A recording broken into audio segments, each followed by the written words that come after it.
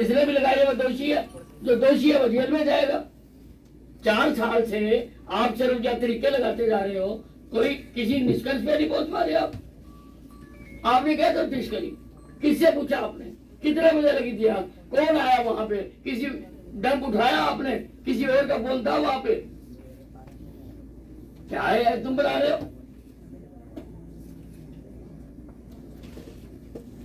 किसका काम है ढूंढना? अगले ने रिपोर्ट लिखा दी अपनी, फसल उसकी चली है, आप हाँ कह रहे हो, वेरीफाई कर लिया। तो किसी ने तो लगाई, कोई आसमान से आ गया, किसी ने तो लगाई है। आप उनका पॉलीग्राफी कराते जा रहे, जरा कराओ, वो भी कराओ जिस पे वो शक बता रहे। इसकी आड़ में कोई और भी हो सकता है, वो ढूंढने का हमारा काम नहीं है। कहाँ से ट्रेनिंग ली थी आपने? सर ये मेरे ट्रेनिंग कहाँ से ली थी सर आपने? ये मेरे से पहले डीएसपी थे, उनकी तो तस्दीक है। मैं तो आज आपके सामने इस तथ्य प्रकट कर रहा हूं। सर इसमें सर जैसा कि उन्होंने जिसने भी लगाई है वो दोषी है, जो दोषी है वो जेल में जाएगा।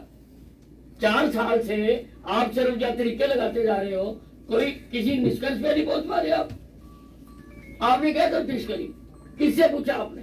कितने बजे लगी थी आग? कौन आया वहां पे? किसी डंप उठाया आपने? किसी और का फोन था वहां पे? क्या है तुम बना रहे हो?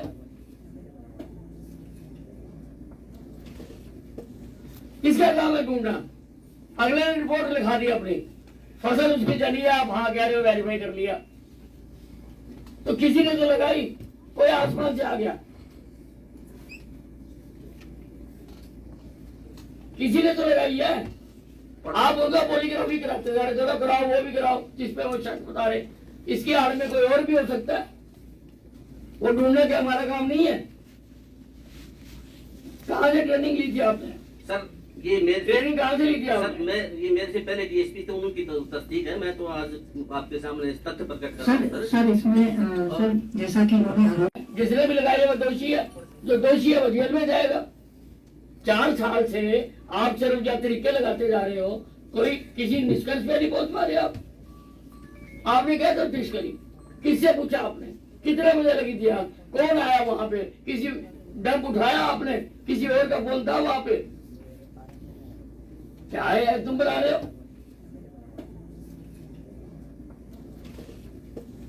किसका काम है ढूंढना?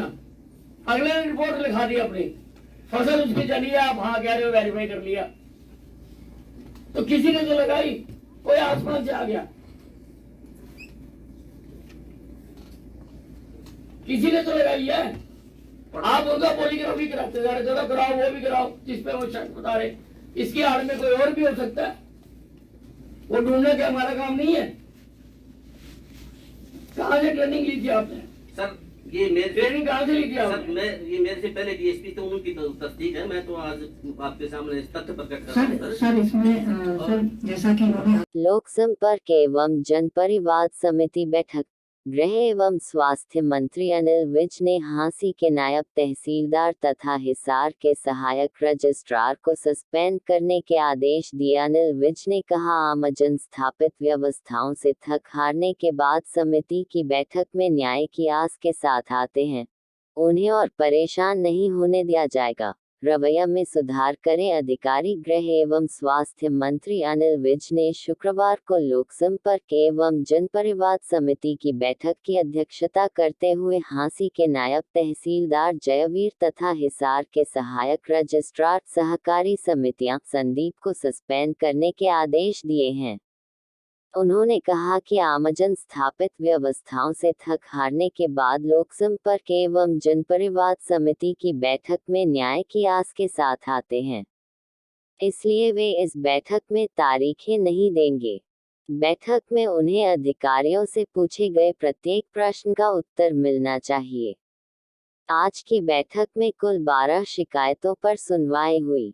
भतेरी पत्नी सतपाल निवासी गांव किरोड़ी जिला हिसार ने अपनी शिकायत में बताया कि उसने 2 एकड़ भूमि पर गेहूं की फसल काश्त की हुई थी, जिसमें खड़ी फसल में जहरीला स्प्रे करके खराब कर दिया गया। इस मामले में गृह एवं स्वास्थ्य मंत्री अनिल विज ने अविलंब दोषियों को गिरफ्तार करने के निर्देश दिए। प्रेम सिंह पुत्र दल सिंह।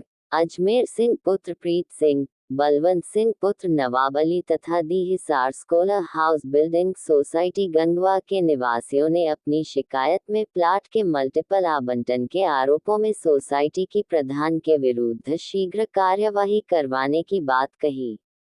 इस मामले में पुलिस द्वारा सहायक रजिस्ट्रार सहकारी समितियां पर रिकॉर्ड न देने की बात कही गई, जिस पर गृह मंत्री ने सहायक रजिस्ट्रार सहकारी समितियां को सस्पेंड करने और मामले में एफआईआर दर्ज कर कड़ी कार्यवाही करने के निर्देश दिए। राममेहर पुत्र जगमाल तथा तुलसी पुत्र धनराज निवासी गांव सुल्तानपुर की ओर से फसल खरीफ 2020 कपास का क्लेम न मिलने की शिकायत रखी गई, जिसे कृषि उपनिदेशक के जवाब के बाद फाइल कर दिया गया। एक अन्य शिकायत में नारनौंद के राजपाल सिंह सुपुत्र प्रभुराम निवासी ने कहा कि ग्राम पंचायत नारनौंद द्वारा वर्ष 1981 में सरकार से मंजूरी लेकर मुरब्बा नंबर 68 में प्लाट बनाकर नीलामी द्वारा बेचे गए थे। उन्होंने भी प्लाट नंबर 40 नीलामी में खरीदा था, परंतु किन्हीं कारणों से निशानदेही और रजिस्ट्री नहीं हो सकी। इस बारे में मैं बार बार नगरपालिका के अधिकारियों से अनुरोध करता रहा और वे मुझे टरकाते रहे। इस शिकायत पर अधिकारियों को हिदायत दी गई कि वे जल्द से जल्द शिकायतकर्ता के पक्ष में प्लॉट की रजिस्ट्री करवाए। रेजिडेंट वेलफेयर एसोसिएशन हिसार ने मार्वल सिटी में पेयजल की सुविधा मुहैया करवाने की मांग करते हुए बैठक में बताया कि यह कॉलोनी 1300 परिवारों की मंजूर शुद्धवा कॉलोनी है, जो कॉलोनी 2007 में बनाई गई थी। आज तक यहां पीने योग्य पानी की कोई व्यवस्था नहीं है। इसके अतिरिक्त कॉलोनी वासी हिसार से आते समय नेशनल हाईवे 52 पर कट नहीं होने के कारण रॉन्ग साइड से आते हैं, जिसमें दुर्घटना का भय बना रहता है। उन्होंने बताया कि मार्वल सिटी में सरकारी बिजली की कोई व्यवस्था नहीं है। बिजली का कनेक्शन कॉलोनाइजर के नाम पर कमर्शियल कनेक्शन है और कॉलोनाइजर द्वारा सब मीटर के माध्यम से बिजली की आपूर्ति की जाती है। उनसे मनमाने तरीके से बिजली बिल वसूल किया जाता है, इसलिए उन्हें सरकारी बिजली उपलब्ध करवाई जाए। कॉलोनी वासियों ने मार्बल सिटी में एसटीपी की व्यवस्था न होने की बात भी रखी।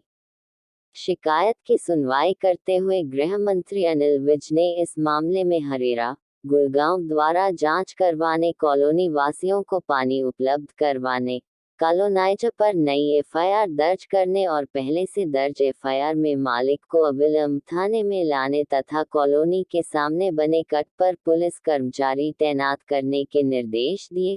चमारखेड़ा ग्रामवासियों ने बैठक में रखी अपनी शिकायत में बताया कि ग्राम पंचायत की सार्वजनिक जगहों जैसे फिरनी, जौहर, तालाब, शमशान घाट, कम्युनिटी सेंटर, पंचायती प्लाट व कृषि योग्य भूमि पर गांव के कुछ लोगों ने कब्जा किया हुआ है। इस पर 3 सदस्य कमेटी गठित कर उन्हें गांवों का मौका देखने की हिदायत दी गई। गांव स्याहडवा के देवेंद्र पुत्र मुकुंद लाल अपने परिवार के व्यक्तियों पर दर्ज मुकदमे में जांच की मांग की। इस मामले में गृह एवं स्वास्थ्य मंत्री ने एमएलआर की संदिग्धता को देखते हुए इसकी जांच के लिए एक कमेटी गठित करने के निर्देश दिए। सिरसाना निवासी एक महिला द्वारा अपनी शिकायत में गांव के दबंग व्यक्तियों विजेंद्र बलात्कार की कोशिश के मामले में लगभग 2 माह से कार्यवाही न होने की बात कहते हुए दोषियों के विरुद्ध कार्यवाही करने बारे अनुरोध किया गया। इस पर संबंधित पुलिस अधिकारियों को ठोस कार्यवाही करने की हिदायत दी गई। हांसी के रहने वाले अशोक कुमार पुत्र संत लाल दी आदर्श सहकारी एनएटीसी समिति द्वारा उनकी जमा पूंजी हड़पे जाने की शिकायत रखी गई। इसकी शिकायत पूर्व में सहायक रजिस्ट्रार को भी दी गई थी, जिसके बाद समिति के एक प्लॉट को चिन्हित कर लिया गया, लेकिन समिति ने बावजूद इसके प्लॉट को किसी अन्य व्यक्ति को बेच दिया। इस मामले में बिना जांच के प्लाट के रजिस्ट्री करने वाले हांसी नायब तहसीलदार जयवीर को गृह एवं स्वास्थ्य मंत्री ने सस्पेंड करने के निर्देश दिए। एक अन्य परिवाद में नारनौंद नगर पालिका की दुकानों पर 20 वर्षों से अधिक के समय से काबिज लोगों ने नियमानुसार दुकानों का मालिकाना हक दिए जाने की मांग की। उन्होंने कहा कि हम दुकानों का कलेक्टर रेट या अन्य शुल्क देने को तैयार है। इस पर गृह एवं स्वास्थ्य मंत्री ने दुकानों की पैमाइश करने के आदेश दिए।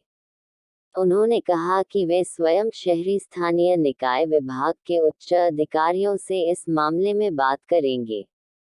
इससे पूर्व हिसार में अपनी पहली लोक संपर्क एवं जनपरिवाद समिति की बैठक में पहुंचने पर उपायुक्त उत्तम सिंह ने गृह एवं स्वास्थ्य मंत्री अनिल विज का स्वागत किया और जिले के अधिकारियों की ओर से भरोसा दिलाया कि समिति की बैठकों में जो भी हिदायत उनके द्वारा दी जाएगी उन पर कार्यवाही कर सुनिश्चित किया जाएगा। इस अवसर पर हरियाणा विधानसभा के डिप्टी स्पीकर रणबीर गंगवा, बरवाला के विधायक जोगीराम सिहाग, मेयर गौतम सरदाना, निगम कमिश्नर प्रदीप दहिया, हिसार के पुलिस अधीक्षक लोकेंद्र सिंह, हांसी की पुलिस अधीक्षक नितिका गहलोत, अतिरिक्त उपायुक्त नीरज कुमार सहित विभिन्न विभागों के अधिकारीगण तथा ग्रीवेंस कमेटी के सदस्यगण उपस्थित